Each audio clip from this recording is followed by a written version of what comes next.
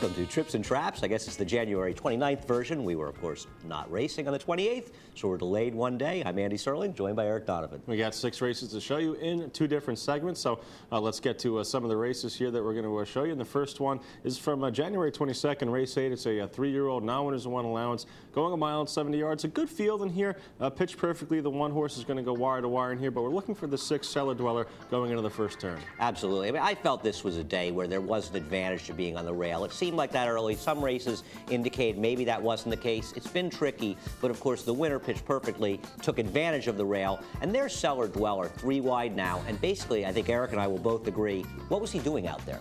Yeah, I thought it would have been wise to try to tuck him in behind horses there, not to have him go up and press the pace 3 wide here.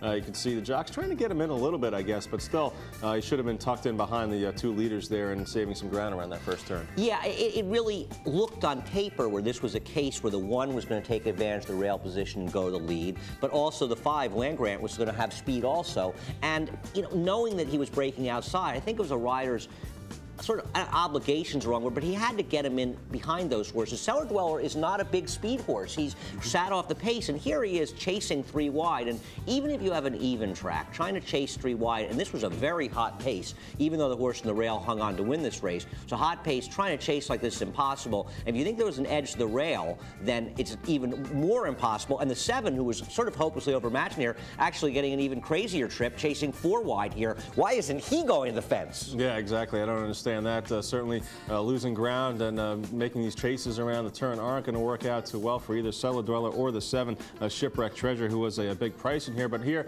we see the number 3 horse, Cliffy's Future, who's the runner-up in this race, just to pitch perfectly, get on the screen. And look at where Cliffy's Future is, saving ground behind that pack of horses that were chasing.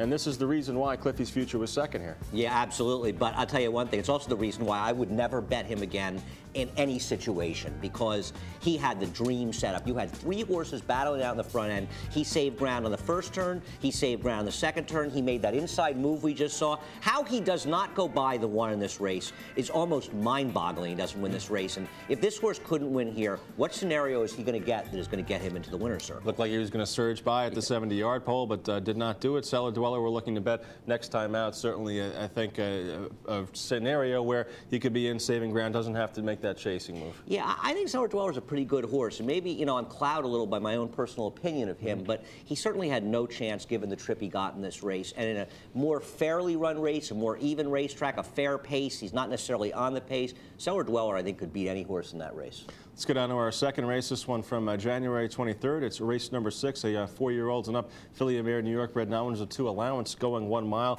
We're going to take a look at the 8 Baroness, who went off the favorite here at just under 5-2 for Ramon Dominguez. And you see, you know, it's kind of a tough position being in from the outside post, going a mile on the inner track, because you have that turn coming up so quickly. Absolutely. I mean, this shows how race dynamics dictate who won races. And there was a question of different rides and who was more patient. And Dominguez is caught in a bad spot here, which is having the outside post. And what happens is he loses the ground and position the first turn. The eventual winner, ARISTO, is in the 2-path, 2 horses inside of him in those yellowish silks. You see him settling in there. But of course, Baroness is forced to make that early premature move. He just hung out to dry there. Nothing went right for this horse. Right, and Baroness gets away from that pack of horses over there and goes up into a clear second horse here to Linda's Baby, who's got the lead at this point here. But just, you know, kind of just an uncomfortable position all the way around the track for Baroness, because here, you know, Baroness is pretty much committed to, you know, going now to put up some pressure on the leader here, and it's going to set it up for a horse like ARISTO, who's sitting that perfect trip down inside, and you know, is going to be a little bit more patiently ridden here. Yeah, it's, you know, there isn't that much difference between where the 2 horses are sort of physically in position on the racetrack, except the 5, ARISTO, is sitting that nice, comfortable tuck, and Baroness is forced outside, and she makes that early premature move, and this is what really does her in. She's making that move, ARISTO sitting comfortably, and of course here in the orange silks comes 1 in a romp, making that suicidal 4-wide premature turn move, which, I mean, she loses by a head, and she should have won this race, there's no question. And you'll even see the 3rd place finisher, Madam Commander, here making a very nice move under Jackie Davis, saving ground and waiting patiently, and One and Romp's making that move, and now Aristo's able to get out, and of course Aristo wins because the trip and the ride, and Baroness is the one that did all the dirty work for everybody, and of course One and Romp,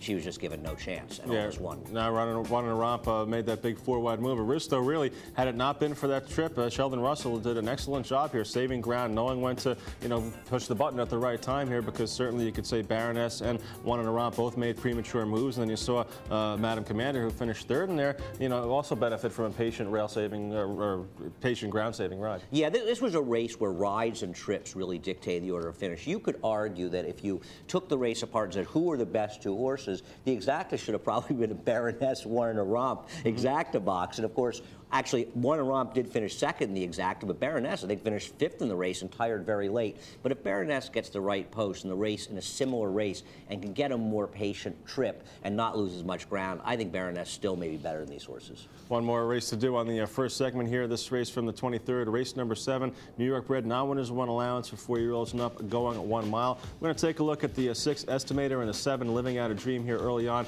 They both kind of get caught up a little bit wide going into the first turn. Yeah, I mean, you'll see the Living Out a Dream is outside in the Paraneck and those black and reddish silks, and right inside of him is Estimator. Estimator's probably going too far in this race. I don't think he wants this distance. But if you have a horse like Estimator who has some speed going in sprints, why is he sitting back 3 wide here out in no man's land? You've got a horse like this, his only chance this race, now he wasn't winning this race at the front of him, his only chance is to be given a somewhat aggressive ride for position. Instead, he's just sort of meandering in the back of the pack. Now the speed in this race does collapse. The the horses that are 1-2 now, Order Free and Tell Me First finished last and the second to last here. So, there is something to be said about pace dynamics where maybe these horses here that we have highlighted now, Estimator, Living Out in a Dream, and a Zero Trap, are in the right spot in the race, just depending on how they got there, wide trips and so on. I agree. No, I agree absolutely. You're right. I mean, Estimator was caught in a no-win situation in this race. He is not a distance horse. The only way he'll ever win a race going long probably is to try to wire a field at 2 turns, and he couldn't do this, as you point out. But here his Estimator is now sort of perched in 4th, and it's not a bad position per se, but a Zero Trap, the favorite who wins this race with a perfect trip, and Living Out a Dream come inside of him. He's caught 4 wide, now he's got them, and now he makes this early sort of premature rush. He has no chance. Yeah, no, just a very bad setup there going into the far turn. As you see, Estimator make that wide move, Living Out of Dreams in between horses, and down on the inside, a Zero Trap, the winner of this race, and the odds-on, or the even money favorite here under Rajiv Mirage. As we've seen before in the other 2 segments, he's getting the patient ride, he's saving ground, he's going to win. Yeah, it's amazing. I mean, this is, in some ways, is almost a mirror of the other race, and Zero Trap ends up coming through horses here, and the Zero Trap, who you could argue is the best horse on paper. I don't think he was the best horse the way this race was run. I don't think Living Out a Dream ran worse. I think he ran better than he did. And even the horse who finishes 3rd in this race, Coal Town Legend, who makes that also big, the sort of One and a Romp move we just saw, he doesn't want to go this far. And the dynamics sort of almost got him there, but he needs a cut back too. But to me, Estimator's the horse. Now, he's not that good a horse. He's had a lot of chances without a lot of wins, but Estimator's a horse. I'll be interested to see if he turns back for his next start and how he fits in that race, because this race will look bad on his PPs and make him a better price. Absolutely. I agree with you 100%. What do you do with Living Out a Dream next time out? I don't know. Who knows? He does seem improved for this race. I would move him up, and a Zero Trap is a horse that I don't know where he ends up next, but he's a horse I'm looking to bet against. He was off a layoff for this race, so maybe he improves, but I thought this was a pretty lucky win. State bred non-winners a 2 maybe for a Zero Trap. That could be a tough spot for that one for him next time out. Well, that does it for the first segment here. We got 3 more races to show you on the second segment. Keep in mind, we love to get your emails and hear your comments on the show, so send your emails to tripsandtraps@NYRInc.com. We'll be right back in a couple minutes with the second segment.